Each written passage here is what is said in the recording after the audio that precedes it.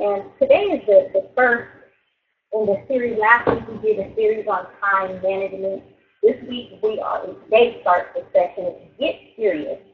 And in this session, we are going to go over ways that you can break out, if you need to, break out of a mindset where you think that your job is the end and beginning of your career, because that thought alone will keep you stuck. And so the title of this particular session is Where the Rubber Meets the Road. And you may hear this saying where it really indicates getting serious about something. And you can be in a career for 15, 20 years and not be serious in the sense that I'm speaking of today. Getting serious in the sense of not thinking that a job and a career are the same thing, because they are not. They're not the same thing. A job is where you go to, you work that job. You can be the best employee. But as far as a career is concerned, you may not be serious. It takes different things to be successful at a job and to be successful in your career overall. To be successful in a job, the only thing that you really have to be concerned about is getting your job done, completing those tasks, and really just making your employer, your manager, happy. That sometimes that can be done by just doing the basics, just doing what you're asked to do. Your employer can be they can be happy about that. You're doing what they ask you to do, that's it. But to be successful in a career, you have to go beyond that, because to be successful in a career, in a paralegal career, you need to join paralegal associations, know about ethical concerns that are not just specific to your employer, and some paralegals may never even know that there are ethical rules that concern them. Now, if you work in a job, as long as you follow the rules and procedures of your job, you can get by. But a career-minded paralegal will go beyond that to want to understand the ethics specific to the paralegal career in general, overall. Now, this does not mean that you have to join a paralegal association. It does make it easier, because the different paralegal associations, NALA, NISPA, NALS, the other national, and there's also regional paralegal associations, CAPA. I'm in California. Here in California, we have CAPA, the California Alliance of Paralegal Associations. You have other states. And then you have city level as well, and local level associations. Those associations make it very, very easy to learn about ethical concerns, because they provide them to their members. You have to adhere to those to belong to their association. Well, those associations are not mandatory. So if you're just thinking about your job, then you may never even read these and know what they are, know that they even exist. So the first thing, when you're getting serious about your career, is to make a distinction between your job and a career, and it is not the same thing. You have to change your mind about your career. You have to tell yourself, this year, I'm going to get serious. This year is going to be the year that I make that change. Because if you focus just on your job and not your career, what easily happens is that you just become mediocre. A mediocre paralegal, the mediocre does not mean bad. Mediocre is like in school. A mediocre is a C student. You're passing. It's not a C. It's a C. You're okay. You're okay. So why just be okay?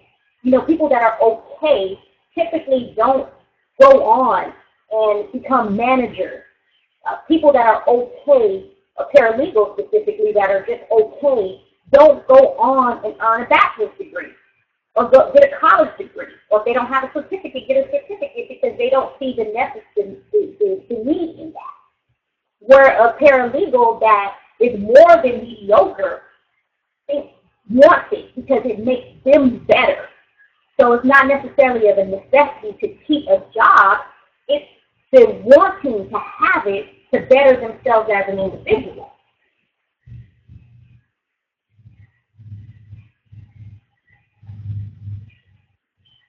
So being mediocre is not an F student. Mediocre is a C student. So why be a C student? Why not be a B or an A? You know, or when you get that annual review, you know, it's okay. You did okay. It's like passing something. You pass. But it's not over that to where it's like, wow, okay, you know, I see that this is great. Your numbers are over and beyond. That's what happens when you change your mind about a job and you focus it more on your career overall. It's important to understand that your employer is not the source of your greatness. This hinders paralegals from moving on. Paralegals that want to go to law school, paralegals that want to be an attorney, paralegals that want to start their own business, paralegals that want to become paralegal managers, paralegals that want to lead teams. Because if you think that your employer is the source of your greatness, then you will not pull on things outside of your employer to help you along. There are lots of resources out there, free as well as resources that you can pay for to help you. Let's say, for instance, you want to lead a team. You want to be a manager. You want to go back to school. Your employer may not require a bachelor's degree, even an associate's degree. So if you use your employer as your benchmark, then at times it can hinder you from moving on. So you really have to choose between your job and your career. That's not to say after this session you quit. You know what, I'm choosing my career. I can't be here anymore. This job is hindering me. No, your job is just a destination on your career journey. Choosing between your job and your career is really about switching your mind to say, there's a saying that you can't serve two masters, meaning that if you focus on one thing, a person, you know, the focus is on one thing. And so the other, and what takes to please the other, is the effort's not put there.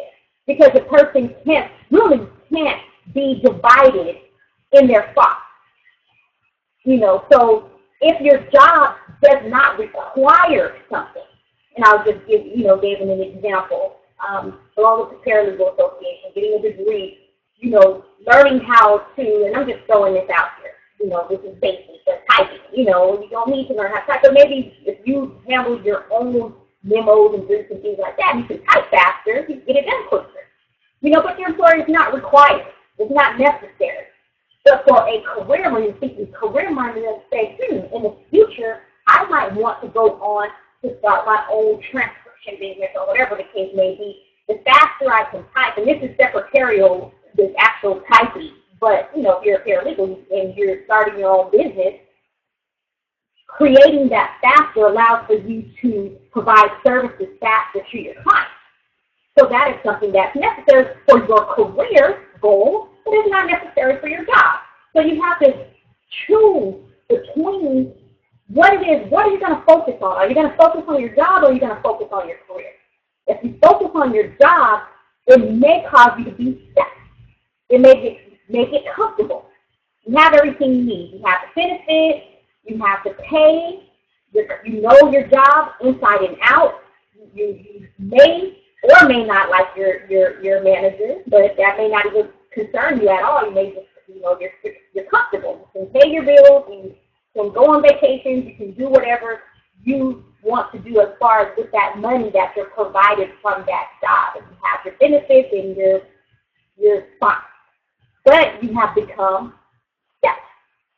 In a sense where 5 years ago, 10 years ago, you told yourself that you were going to do A, B, C, and D. But because you have become comfortable, you don't see the necessity any longer. And so you pretty much not even thought about it. Every once in a while the thought may enter your mind, but then you just, you know, push it back because you're comfortable. So you have to get unstuck. How do you do that?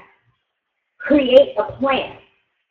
Determine what it is that you want. What is your ultimate career goal?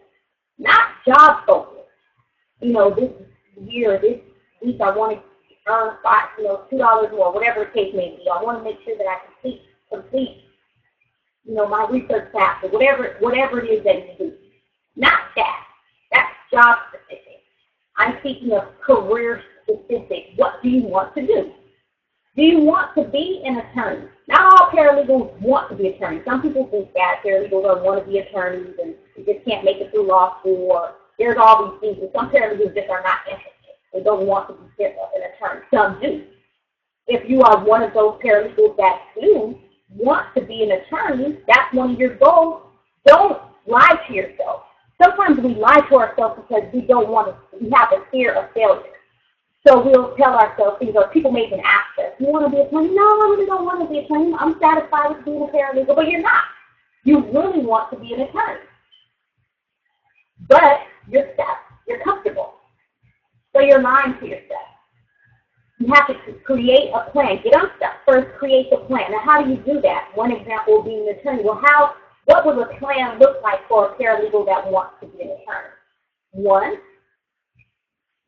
look at what's necessary because you have to go to law. Most you have to go to law school. Some people, say they can just take the bar without going to law school and become a lawyer.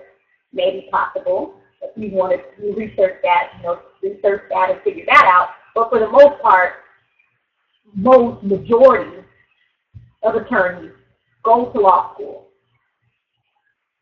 in the United States. Go to law school first, pass the bar, become licensed. So the first thing is to go to law school. You have to create a plan. Well, how do you go there? What do you need to do? What are the financial? Do you have the financial resources? If you don't, are there loans available? What do you need to do to get in? LSAT, one, you need to take the LSAT. The LSAT is known to be a very difficult test. This is a pre-entry test into law school. Well, you have to study for that. Well, map out some time. When are you going to study? How many hours is it recommended that you study prior to? Where are you going to go to law school at? When you go to law school, do you need to work? Well, so does that mean that you need to apply for law school that allows you to give you that flexibility, that part-time? All of those things can be created, can be researched and mapped out. So the first thing would be to create the plan. Create the plan. Assess where you are and determine where you want to be. That's pretty much the key to not telling yourself things so that you can stay comfortable. When I mention not lying to yourself, when you lie, it's one thing when someone lies to you. It's another thing when you lie to yourself. Other people may lie. You can't ever do that. A paralegal, attorney, people may tell you specifically, they're not this enough to be an attorney. You have mentioned it before, and ever since then you decided you don't want to go. But you have a passion for the law. You have a passion to be able to do a specific thing or work in a particular practice area. So it's one thing when someone will say that's a lie. We know that you can do whatever you put your mind and your effort to. So it's one thing when someone lies to you. Now it's another thing when you lie to yourself and you believe that lie. So now all your actions are tied around that lie. You don't do anything necessary to get you to where you want to be. So first, determine where you are. Determine where you want to be. Tomorrow's session, we'll talk about the journey to success. First, this session just started off really. Get serious. Hanker down. So put your, sometimes I just be saying when I love them, and I say them all the time, and sometimes I say them wrong. But hey, put your, what is it, feet to the ground, something like that. But anyway, just get serious. Get a firm stance on where you are and where you want to be. It's not as important as where you are as it is where you want to be. Where you are just helps you to create that plan.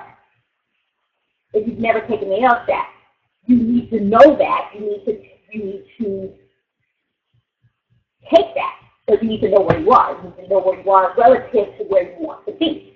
Other than that, where you are does not determine your future because you can overcome it. We'll talk about this tomorrow's session. So I'm going to go ahead and wrap this session up. I hope you found it useful. Tomorrow we will continue on with the Get Serious series, and we'll talk about the journey to success.